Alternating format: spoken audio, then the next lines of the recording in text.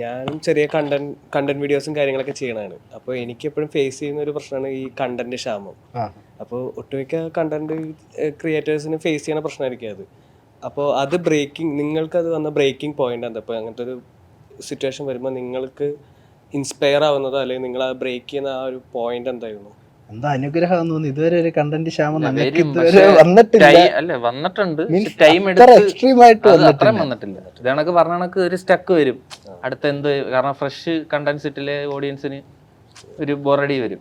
അപ്പൊ ടൈം എടുക്കും. ഞങ്ങൾ ഒരു വീഡിയോ പ്ലാൻ ചെയ്തിട്ടൊന്നും കിട്ടായപ്പം വേണ്ട, അത് എടുത്താൽ വർക്ക് ആവത്തില്ലെന്ന് നമുക്ക് തന്നെ അറിയാം. അപ്പൊ പിന്നെ അത് വെറുതെ വീഡിയോ ഇടണ്ടെന്നുള്ള മട്ടില് ഒരാഴ്ച വെയിറ്റ് ചെയ്ത് ആലോചിച്ച് എടുത്ത കണ്ടന്റ്സും ഉണ്ട്.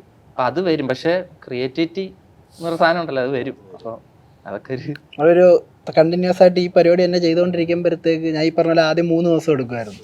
ഇപ്പോൾ ഒരു ദിവസം 1.5 ദിവസം മതി നമുക്കൊരു കണ്ടന്റ് പോകാനായിട്ട്. അപ്പം ചെയ്ത് വരുമ്പോഴത്തേക്ക് നമുക്കൊരു ഫ്ലോ കിട്ടും.